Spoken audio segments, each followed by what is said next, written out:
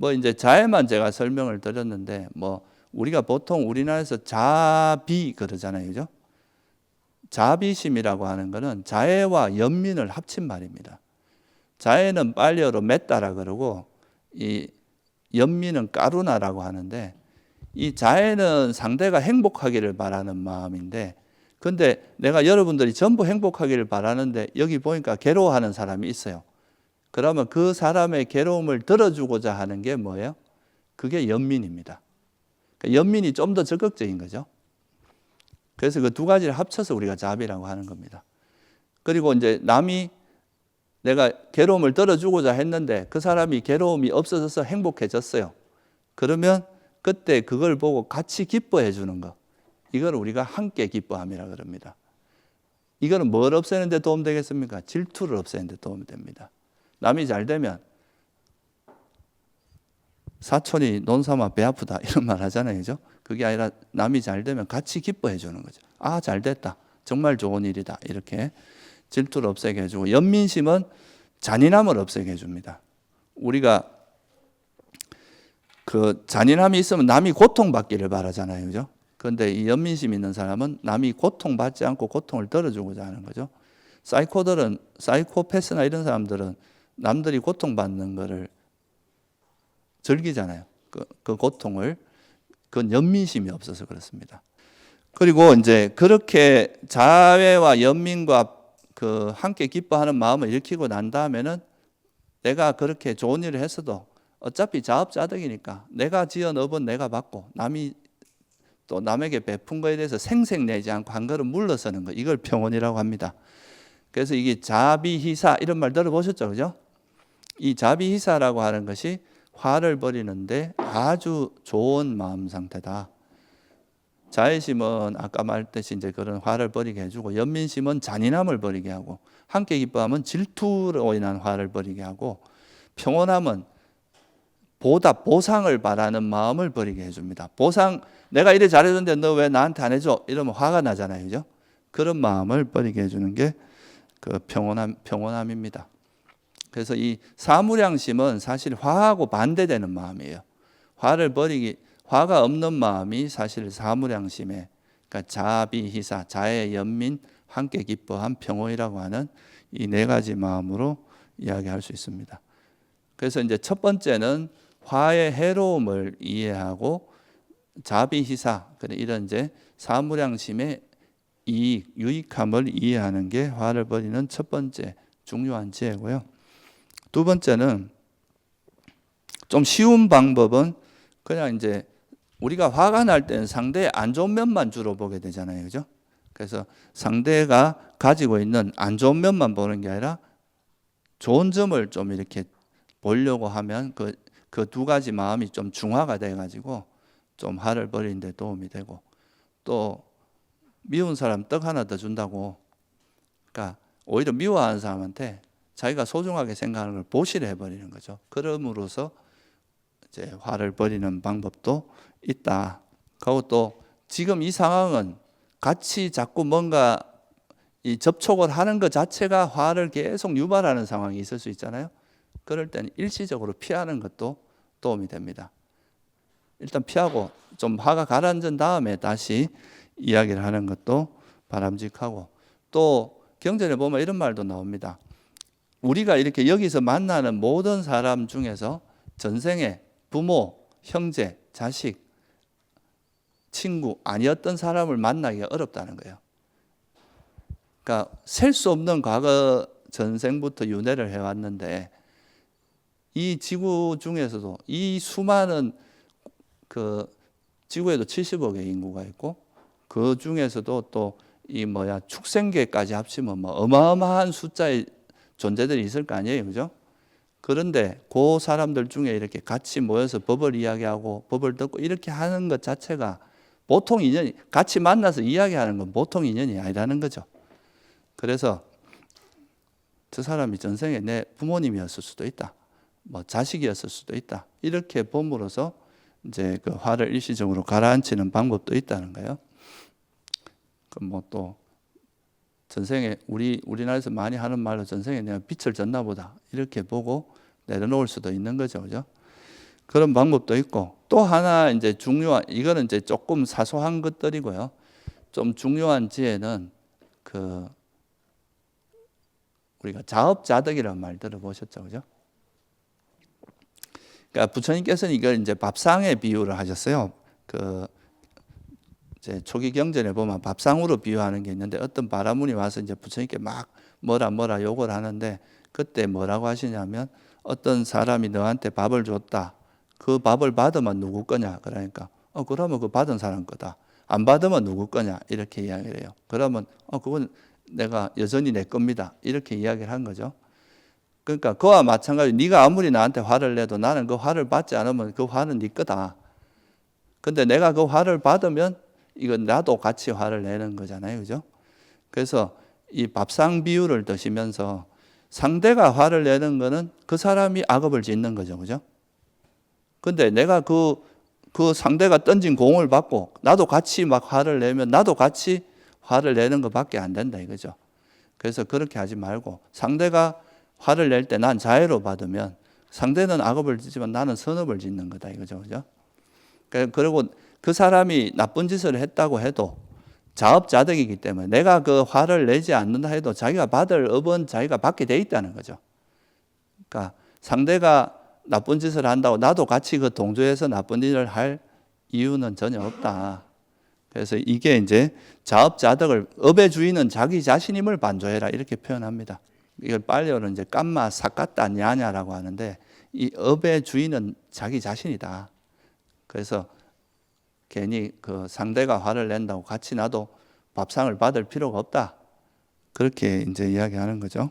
그리고 이제 조금 더 우리가 수행이 깊어지다 보면 우리가 화를 내는 그 대상 자체가 사실은 아까도 말했지만 조건에 의해서 만들어졌잖아요. 이 세상에 있는 모든 것은. 나라고 하는 존재도 그렇고 타인도 그렇고. 그렇다면은 이 세상에 있는 모든 것들은 고정불변하는 모습이 아니잖아요. 그죠? 계속 조건 따라 변하고 있습니다.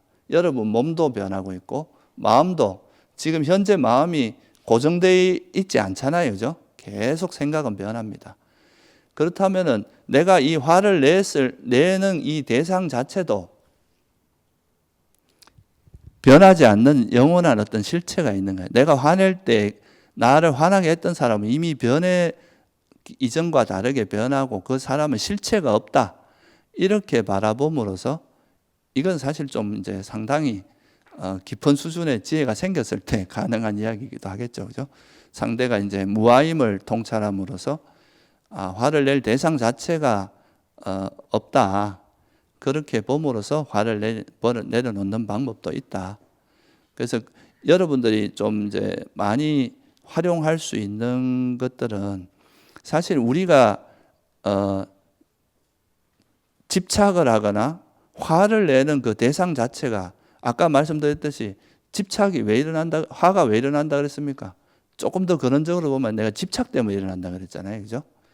근데 그 집착하는 대상은 사라지기 마련이고 또 내 것이라 할 만한 어떤 고정한 실체가 없다는 걸 이해하면 거기에 대한 그 집착을 놓게 되고, 집착이 나아지면 이제 그 화도 버려질 수밖에 없는 그런 구조를 갖고 있는 거죠. 여기서는 이제 그런 게 좀 생략되어 있는데, 실제 우리가 그 화를 내는 대상 자체가 우리가 그렇게 저 사람은 나쁜 사람이다 또는 뭐 저 사람은 못된 사람 이렇게 고정적으로 이렇게 집착하면서 그 사람을 규정하는 것 자체가 바람직하지 않다는 것을 이해하고, 그 사람이 그런 거에 실체로서 보는 걸, 그런 집착을 내려놓게 되면 이 화를 좀 근원적으로 버릴 수 있는, 이거는 조금 더 이제 수행이 발전했을 때 이제 나타나는 거라고 볼 수 있겠죠. 그죠? 그리고 이제 뭐 그런 자업자득, 그러니까 밥상 비유나 이런 거를 좀 화의 해로움, 자의 유익함 이런 거를 여러분이 잘 이해하시면 화를 버리는 데 상당히 도움이 될 겁니다. 근데 여기서 한 가지 더 이제 제가 말씀을 드리면, 그러니까 화를 내지 않는다는 것과 그러니까 참는 거는 좀 다른 겁니다. 우리가 보통 불교를 이제 이해하면 그러면 뭐 내가 뭘 봐도 다 참으란 말이냐 이렇게만 이야기할 수 있잖아요. 그죠? 부처님께서도 어떤 제자들이 잘못된 걸 있을 때 무조건 그런 걸 참은 게 아니에요. 잘못된 거 있으면 호되게 나무라고 그거를 개선해 주려고 하고 했단 말이죠. 근데 여러분들이 그런 걸 하실 때 우리 마음이 화가 없는 어떤 아주 고요하고 평온한 마음 상태에서 뭔가 대처를 할 때는 지혜롭게 대처할 수 있을 거 아니에요. 그죠? 뭔가 우리가 냉정함을 찾고 평온함을 가지고 그 상황에 대처할 수 있으니까 그러면 되게 지혜롭게 대처할 수 있는데 화에 압도된 상태에서 어떤 판단을 하고 행동을 하게 되면 어떤 문제가 생기겠습니까? 오히려 그 문제가 더 복잡해지고 그 화로 인해서 어떤 일을 하고 나면 그거에 대한 부작용 때문에 또 더 많은 일들을 겪어야 됩니다. 그래서 화를 내지 않는다는 것은 일단 화가 난 상태에서 어떤 판단을 하거나 행동을 하는 것은 여러 가지로 위험 요소가 많기 때문에 일단은 화를 버린 다음에 행동을 하더라도 그 이후에 하는 게 좋다 이거예요. 행동을 하지 말라는 건 아닙니다. 행동을 하더라도 우리가 산에서 조난당했을 때 사람들이 죽는 이유 중에 하나가 사실 뭐 여러 가지가 있지만 뭐 위험에 빠지는 게 보통 이제 어떤 길을 잃고 그러면은 사람들이 요즘 말로 하면 멘붕 상태에 빠지는 거예요. 두려움에 확 휩싸여 가지고. 그러니까 그때는 일단은 내가 판단력이 결코 이래 냉정해질 수가 없는 상황일 거 아니에요. 그죠? 그럴 때는 사실은 그 자리에 앉아서 행동하지 말고 좀 기다리는 게 오히려 좋거든요. 마음이 좀 차분해질 때까지. 근데 그럴 때 마음이 이렇게 두려움에 휩싸여 있고 흥분되어 있는데 막 두려움에서 길을 찾겠다고 막 이래저래 날뛰다가 오히려 이제 낭떠러지로 떨어진다거나 그런 위험에 더 노출된다고 하는 이야기가 있거든요. 그래서 우리가 이제 이런 그 화를 버리는 것도 이와 마찬가지로 그 화를 버리고 아무것도 하지 말고 참기만 하라는 이야기가 아니라 화가 난 상태는 우리 마음의 균형이 깨져 버린 상태이기 때문에 그럴 때 행동하지 말고 화가 좀 가라앉고 마음이 차분했을 때 행동하게 되면 그거는 이제 올바른 판단도 할 수 있고 올바르게 대처할 수 있는데 화가 난 상태에서 이제 뭔가 행동하는 거는 문제가 많이 생기고 부작용이 많기 때문에 일단은 이제 우리 마음을 좀 이렇게 차분하고 평온하고 고요하게 만든 다음에 어떤 행동해야 되기 때문에 일단은 화를 먼저 가라앉히는 게 우선돼야 된다. 이런 의미로 이해하시면 좋을 것 같습니다. 그래서 이게 이제 기본적으로 우리가 화가 일어났을 때 그 화가 일어난 그 대상 자체도 사라지기 마련이고 내 것도 아니고 이렇게 보면서 이제 내려놓고 또는 화의 해로움이라는 화는 해롭다. 이거는 뭐 백해무익이다. 이런 걸 이해하고 내려놓기도 하고 자업자득이다. 이렇게 보면서 업의 주인은 자기 자신이다. 이렇게 놓을 수도 이제 이런 건 되게 기본적이고 아주 우리가 많이 활용할 수 있는 지혜이기 때문에 제가 말씀을 드렸고 이제 여기서 한 걸음 더 나아가면은 이 화란 우리가 이제 여름에도 그렇잖아요, 그죠? 여름에 우리 절에 가면 여름 되면 이 풀과의 전쟁이거든요. 그러니까 풀이 엄청나게 자란단 말이죠. 그럼 이제 이 풀을 뽑는데 풀을 뽑을 때 그냥 뭐 요즘 뭡니까 예초기 같은 거 이런 걸 가지고 풀만 이렇게 쳐내고 나면 잠깐 보면 좀 깨끗해지는데 비만 한번 오면 또 금방 자라거든요. 근데 이거를 이제 뿌리채 뽑아가지고 뿌리를 없애버리면 다시 나지 않잖아요. 그죠? 그러니까 화라는 것도 겉으로 드러난, 우리가 표면에 드러난 것 중에 제일 알기 쉬운 건 화입니다. 화는 되게, 일단은 내가 괴로우니까. 괴롭고 또 화가 일어났을 때는 그걸 누구나 버리고 싶어 하기 때문에 이거는 이제 알아차리기가 쉬운데 이 화가 일어나는 데는 이 세상의 모든 일은 이유 없이 일어나는 게 없다 그랬잖아요. 그죠? 그럼 이 화가 일어나는데도 그 밑에 원인이 있을 거 아니에요. 그죠? 그 화는 항상 아까 뭐라 그랬습니까? 이 괴로움은 뭐 때문에 일어난다 그랬어요. 부처님께서. 집착 때문에, 그러니까 탐욕 때문에 일어난다 그랬잖아요. 그럼 또 이 탐욕은 그럼 또 왜 일어나느냐? 이거는 그 탐욕의 밑뿌리에는 보면 어리석음 때문에 일어난다. 그래서 이걸 경전에 이제 초기 경전에 어떻게 나오느냐 하면요, 이 세상의 모든 것은 다 형성된 것, 조건에서 만들어진 거다. 형성된 건데 이 형성된 것은 사라지기 마련이라는 거죠. 여러분 안 죽는 사람이 있습니까? 우리 태어난 사람은 죽기 마련이잖아요, 그죠? 그러니까 여러분이 생각을 하나 일으켜 보세요. 그 생각이 영원히 멈추거나 한다고 멈춰지던가요? 사라집니다. 그러니까 이 세상에 있는 모든 우리 현상들은 다 어떤 시간의 문제지. 특히 우리 마음이라는 건 되게 빨리 변하고 이 몸이라는 거는 뭐 그래도 겉으로 외형적으로 보면 한 100년쯤 있다고 보이지만 실제로 우리 세포는 계속 변하고 있잖아요, 그죠?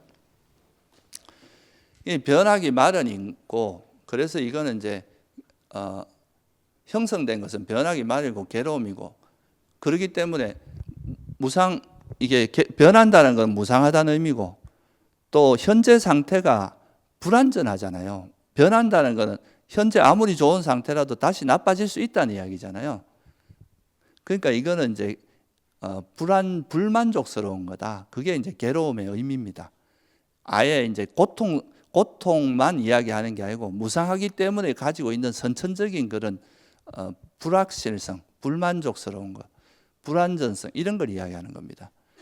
그러니까 이거는 괴로움의 속성이 있어요. 그러면 이 무상하고 괴로움인 것을 내 마음대로 할 수 없다 이거예요. 여러분들이 내 몸 보고 죽지 말라 한다고 안 죽지 않잖아요, 그죠? 그러니까 내 생각이 일어나는데 사라지지 마 한다고 해서 안 사라지지 않잖아요. 그러니까 우리 몸과 마음은 내 마음대로 전적으로 통제가 안 됩니다. 내 것이라면 내 마음대로 돼야 되잖아요. 내가 만약 여기 주인이라면 당신은 나가세요. 당신은 들어와도 좋습니다. 이렇게 할 수 있는 게 주인의 힘이잖아요, 그죠? 근데 이 마음에도 그런 주인이 있으면 그게 돼야 되는데 안 된다는 거죠. 그래서 무아라고 부처님께서 이야기하신 거예요. 말씀하신 거예요. 그래서 이 무상하고 괴로움이고 무아인데 사람들은 자꾸 내가 있다 그러고 뭔가 이 삶을 주재하는 내가 있다 그러고 영원히 존재한다 그러고 이것이 이 존재하는 것 자체가 행복이라고 본다는 거죠. 그래서 여기 집착이 달라붙는다는 거예요. 그러니까 사라지기 마련인 것을 영원하다고 잘못 알고 집착하고 괴로움인 것을 행복이라고 잘못 알고 집착하고 내 것이 아닌 것을 내 것이라고 잘못 알고 집착한다는 거예요. 그러니까 무상한 것을 영원하다고 잘못 아는 어리석음, 괴로움인 것을 행복이라고 잘못 아는 어리석음, 내 것이 아닌 것을 내 것이라고 잘못 아는 그 어리석음 때문에 집착이 일어난다. 그렇게 말씀하셨어요. 그래서 이거를 변하기 마련인데 변하지 말라고 집착하고 있으니까 변할 때 뭐가 일어난다는 거예요? 괴로움이 일어난다는 겁니다. 여러분이 난 안 죽었으면 좋겠다고 집착을 하고 있는데 우리 몸은 형성된 거니까 사라지기 마련이란 말이죠. 그죠? 그래서 이게 또 병들기 마련이고 사라지기 마련인데 병이 들거나 죽음에 가까이 가면 괴로워한단 말이죠. 어떻게 보면 그것이 우리가 살아있는 사람의 숙명이고 자연스러운 성질임에도 불구하고 그걸 받아들이지 못한다는 거예요. 그래서 이제 그 원인이 어리석음에 있다. 그래서 이제 어리석음을 기반으로 해서 욕망이 일어나고 욕망을 기반으로 해서 화가 일어난다. 그래서 이제 가장 근원적인 거는 진리에 대한 어리석음 때문에 이제 이런 탐욕이 일어나고 그 탐욕이 있기 때문에 화가 일어나는 거다. 정신적인 괴로움이 일어나는 거다. 이렇게 보셨습니다. 그러면 제가 한두 가지 예만 좀 들어볼게요. 우리가 화가 일어나는 데 있어서 가장 대표적인 것이 이제 욕망 중에서도 감각적 욕망이라고 이제 우리가 감각적 욕망이라 그러면 감각적인 즐거움, 쾌락 이런 걸 이야기하는 거죠. 그래서 뭐 맛있는 거 먹고 또 뭐 사람들한테 인기 얻고 환대받고 그다음 돈도 많이 벌고 또 내가 원하는 거를 즐기는 것. 이게 이제 감각적인 즐거움인데 이 감각적인 즐거움은 자기가 원하는 대상을 얻음으로써 오는 즐거움이거든요. 그래서 여러분들이 뭐 예를 들어서 내가 맛있는 걸 먹고 싶어. 그래서 맛있는 걸 먹으면 즐거움이 일어나요. 이건 이제 충족함으로써 오는 행복이죠. 뭔가 내가 시험에 합격하고 싶었는데 그 시험에 합격했을 때 그때 일어나는 것도 그렇죠. 그것도 이제 즐거움에 해당하겠죠. 돈을 많이 벌고 싶은데 돈을 많이 벌었어요. 그러면 이제 행복해요. 이 자체가 문제라기보다 여기에는 탐욕이라고 하는 거는 집착이 본질이거든요. 그냥 뭘 하고자 하는 게 본질이 아니라 집착이 본질이에요. 그래서 내가 하고 싶은 걸 이제 하고 싶은 거에 대한 집착하는데 그것을 얻지 못하면 이 집착하고 있는 걸 얻지 못했으니까 그거의 반작용으로 일어나는 게 화라는 거죠. 그래서 이 감각적인 욕망은 그것이 실현됐을 때는 행복한데 실현되지 않았을 때는 소위 말 구부득고라고 그러잖아요. 그죠? 얻고자 하는데 얻지 못하면 엄청나게 고통이 일어납니다. 집착이 강할수록 고통의 강도도 큽니다. 그리고 설사 얻었다 하더라도 그것이 사라질까 봐 두려워요. 우리가 이제 대표적인 예를 들면 그 연예인들이 되게 화려한 삶을 사시잖아요. 그런 분들이 대부분 이제 보면 공황장애라든가 그런 우울증이라든가 이런 거에 빠지는 경우가 많습니다. 왜냐하면 이거는 대중의 어떤 그 인기에 상당히 영향을 많이 받는 직업이다 보니까 인기가 얻었을 때는 그 자기가 원하는 거 얻어서 되게 행복한데 그것이 언제 사라질지 모르니까 항상 인기가 있어도 불안한 거죠. 이 욕망의 본질이 그렇습니다. 달콤해요. 이 감각적인 즐거움은 달콤하지만 그 달콤한 것 이면에는 독이 있어요. 그러니까 이거는 이 달콤함을 먹을 때는 되게 달콤하지만 먹고 나면은 우리 마음에 고통을 불러일으키는 거예요. 그죠? 그러니까 이게 이제 그것이 이루어져도 사라질까 봐 초조하고 불안하고 이루어지지 않으면 그 자체로 고통스러운 거죠.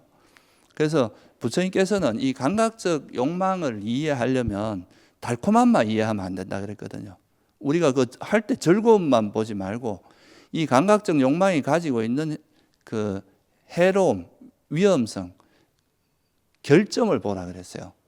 그러니까 이거는 욕망이라고 하는 거는 즐거움은 잠깐이고 이걸로 인해서 오는 파생되는 괴로움이 훨씬 많다. 그래서 이걸 경전에서 뭐라고 표현하냐면 달콤함은 적고 재난은 많다 이렇게 표현합니다. 그래서 이 감각적인 즐거움이라고 하는 것은 겉으로 보면 행복처럼 보이지만 마치 우리 뭐 독이 든 성배 이런 말 하잖아요. 그죠? 겉으로 보기에는 되게 달콤해 보이지만 그 속에는 독이 있다는 거예요. 우리 마음을 고통스럽게 하고 죽을 만큼 괴롭게 하는. 그래서 왜 사람들이 이 감각적인 그러니까 욕망에 그렇게 집착하느냐, 감각적인 즐거움을 즐기려고 하느냐, 그 이면에 들여다보면 이것 때문에 화가 일어나는데 그러면 이 감각적인 즐거움을 위험성을 알고 좀 내려놓으면 고통이 훨씬 덜할 거 아니냐 이거죠. 그죠? 설사 누리더라도 그거의 위험성을 알면 발을 너무 깊이는 안 담그거든요. 저희가 위험하다 그러면 발을 살짝 담그려고 하다가도 아이고 하고 돌아 나오지 확 들어가지 않잖아요. 그죠? 그런데 이제 이거를 사람들이 감각적 욕망을 끊지 못하는 가장 큰 이유는 욕망이 왜 일어나느냐? 뒤를 들여다보면 감각적 즐거움이 행복이라고 하는 인식이 바뀐 적이 없어요. 여러분들이 살면서. 우리는 사회에서 살면서 내 욕망을 실현하는 것이 행복이라고 배웠지 그것이 가지고 있는 위험성, 해로움에 대해서 배워본 적이 별로 없잖아요. 그죠? 근데 부처님께서는 이 감각적인 그 즐거움이 달콤함만 있는 게 아니다. 이거는 해로움이 훨씬 많다. 그래서 이거는 저열한 행복이고 범부의 행복이고 개발하지 말아야 될 행복이다. 이렇게 표현하셨어요. 그래서 이걸 이해하면은 이제 그 감각적인 욕망에 대한 집착은 이것이 행복이라고 생각하는 어리석음을 기반으로 하고 있다는 거예요. 대표적인 예로 술 좋아하는 사람이 술을 끊어요. 그죠? 건강이 안 좋아지면 술을 끊습니다. 근데 그거는 표면적으로 그냥 누르는 거예요. 참는 거예요. 술을 먹으면 이제 계속 먹으면 자기 건강이 더 해칠 것 같으니까. 근데 건강이 좋아지면 또 어떻게 됩니까? 다시 먹습니다, 보통. 근데 이 술이라는 것이 해롭고 정말 이거는 우리 정신 건강도 해치고 치매도 유발하고 뭐 이것으로 인해서 오는 수많은 해악들 그거를 명확히 통찰한 사람은 술을 억지로 참는 게 아니라 완전히 끊어버리게 되거든요. 그래서 이게 이제 감각적인 즐거움을 버리는 시발점은 이것이 행복이 아니라 괴로움이라고 인식이 전환돼야 됩니다. 그 인식이 전환되는 거는 이제 그렇다고 해서 완전히 버려지는 건 아닌데, 이렇게 인식이 전환되면 그래도 우리가 욕망에 빠져들 때, 이건 괴로움의 요소가 있고, 이거는 그 괴로움이 본질적으로는 괴로움이다, 이렇게 하면 그게 깊이 빠져들지 않겠죠, 그죠? 그래서 우리가 사실 요즘 세상에서 되게 많은 괴로움을 겪는 거는 다 자기 욕망을 충족하지 못해서 오는 괴로움들이 대부분이잖아요, 그죠? 근데 이제 이것만을 쫓아가다 보면은 우리 삶이 되게 너무 괴롭다 이렇게 생각할 수 있는데, 그런 욕망의 위험성을 이해하고 조금 그 욕망을 내려놓고 돌아보면 그렇지 않고도 우리가 행복할 수 있는 길이 많이 있습니다. 근데 이제 여유가 없어서 그런 거죠. 그래서 이 욕망으로 인한 감각적 그 오욕락을 충족하지 못해서 일어나는 그 화는, 이 오욕락 또는 감각적인 즐거움이 행복이 아니라 괴로움의 요소가 훨씬 많다는 인식의 전환이 이루어짐으로써 이 화를 버리는데 상당히 큰 도움이 된다. 이게 화의 원인입니다. 그 화의 원인을 우리가 반조하는 거죠. 그래서 감각적인 즐거움이 많이 빠질 때는 이것이 행복이 아니라 괴로움이라고 반조하는 그런 방향으로 한번 노력해 보시는 것도 도움이 많이 된다, 이렇게 볼 수 있고요. 또 여러분에게 화를 제일 많이 불러일으키는 것 중에 하나가 뭡니까? 견해차, 그죠? 생각이 다른 것. 이것도 이제 인간관계에서 가장 이제 많이 불러일으키는 건데, 그 생각이 다른 것 때문에 괴로움이 일어나는 이유가 뭐겠어요? 각자가 자기 생각을 집착하고 있기 때문에 그렇습니다. 그렇지 집착하지 않고 그냥 대화를 한다면, 상대 이야기를 듣고 그것이 옳으면은 이건 내가 생각할 때 이렇다. 그럼 또 상대도 그 이야기를 듣고 서로 이야기하면서 소통이 되죠, 그죠? 근데 보통은 자기 견해가 옳다고 이미 집착하고 있어요.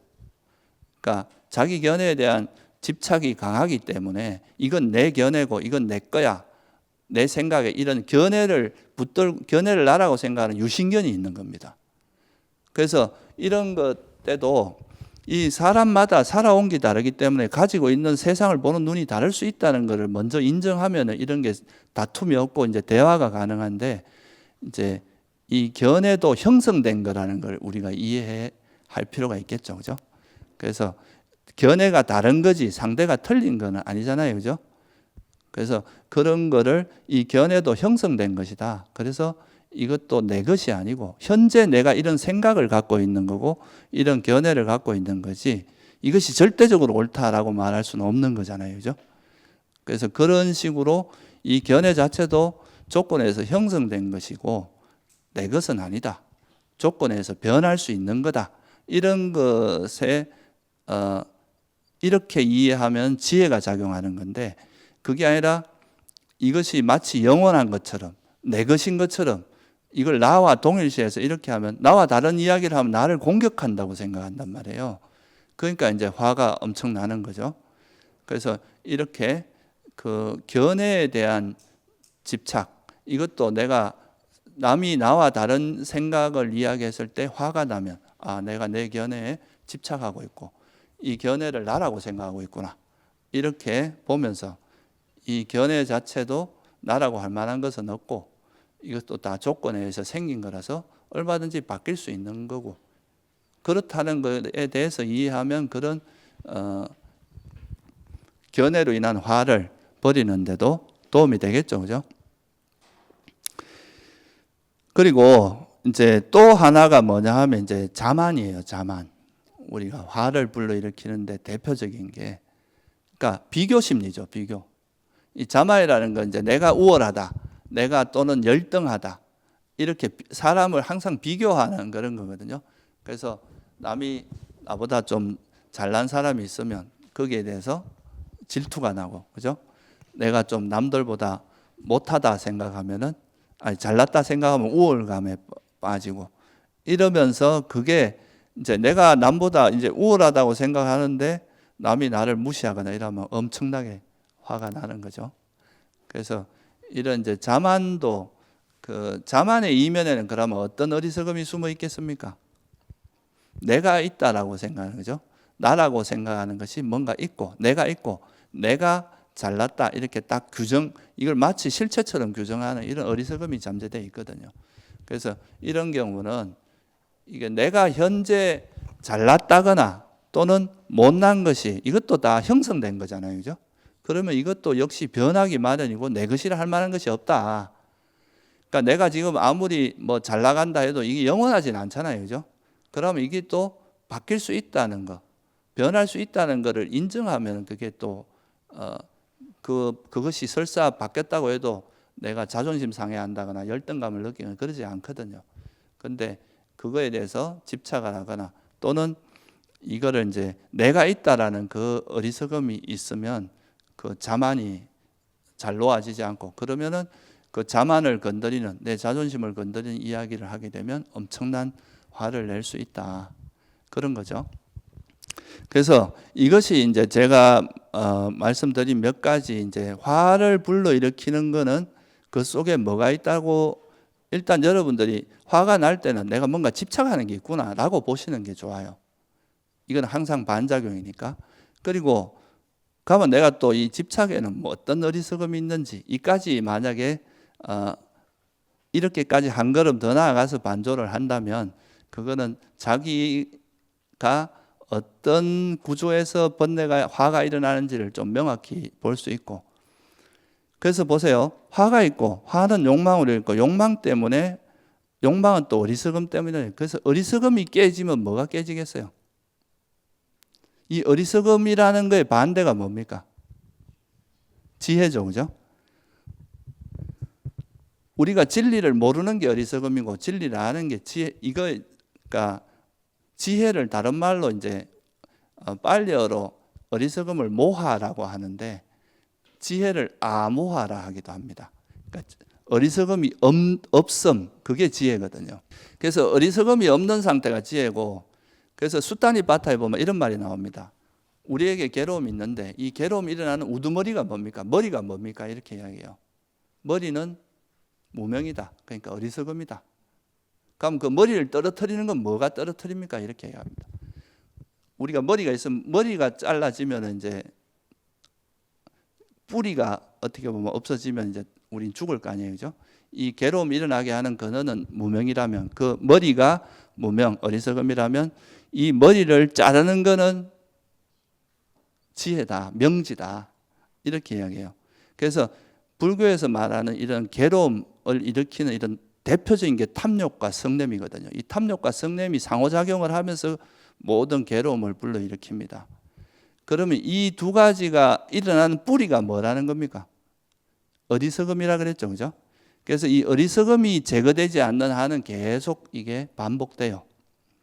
계속 이거는 사라졌다 싶으면 또 일어나고 계속 반복되는데, 이 어리석음이 이제 약화되기 시작하면은 이게 이제 점점 이 탐욕과 성냄이 줄어들게 되고, 소위 말해서 빛바랜다고 표현하잖아요. 그죠? 이 빛바래면서 나중에는 진짜 없어질 때까지 갈 수도 있습니다. 그래서 우리가 아까 제가 서두에서 이 화는 절대로 억누르거나 분출해서 벌어지는 게 아니라 그랬죠. 그죠? 이 화를 이해해야 된다. 이해한다는 것은 화가 위험하고 뭐 이런 앞에서 이야기했던 그런 것도 있지만, 화라는 것은 이 욕망을 기반으로 하고 있고, 그 또 욕망이라는 건 어리석음을 기반으로 하고 있기 때문에 이 어리석음을 깨면 뿌리를 자르는 거니까 이거를 깨는 게 지혜고 이해하는 거고, 이게 이해되면 탐욕과 성냄은 버리는 게 아니라 버려진다 이렇게 표현합니다. 그러니까 사성제에서도 보면 부처님께서 이제 사성제를 말씀하실 때 고성제는 알아야 될 진리다. 집성제는 버려야 될 진리다. 멸성제는 실현해야 될 진리고 도성제는 닦아야 될 진리라고 하거든요. 그러면 여러분들이 이렇게 수행을 통해서 이런 이 세상에 있는 모든 것이 다 형성됐고, 그래서 이건 무상하고 괴로움이고 무하다, 이걸 아는 게 바로 이렇게 알려고 노력하는 게 도성제를 닦는 겁니다. 그리고 나서 그거를 철저히 알게 된 게 뭐예요? 고성제를 알게 된 거잖아요. 이게 고성제거든요. 형성된 것은 다 이 세상에 있는 모든 건 다 형성됐기 때문에 형성된 건 무상하고 괴로움이고 뭐하다. 특히 괴로움이라고 한 게 이게 고성제거든요. 고성제가 알아지면 집성제는 버려지는 겁니다. 집성제가 가래잖아요. 그죠?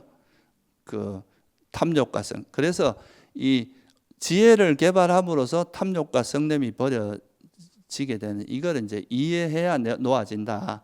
그래서 화라는 거 이해해야 사라진다라고 표현한 겁니다. 그래서 여러분들이 화를 버리는 가장 그 강력한 무기가 뭐냐? 어떤 무기로서 우리가 화를 버릴 수 있느냐 하면 화를 철저히 통찰하는 거다. 이 우리 마음에서 일어나는 이 화를 알아차리고 이 화를 철저히 화의 위험성이나 이런 화를 이해하고 그 원인 중에서 어리석음을 버림으로써 화를 버릴 수 있는 거지.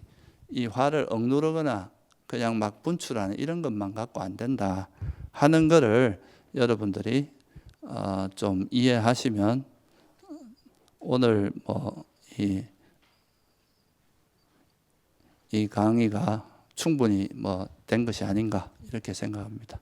예, 저는 오늘 여기서 이걸로 마치도록 하겠습니다. 네, 수고하셨습니다.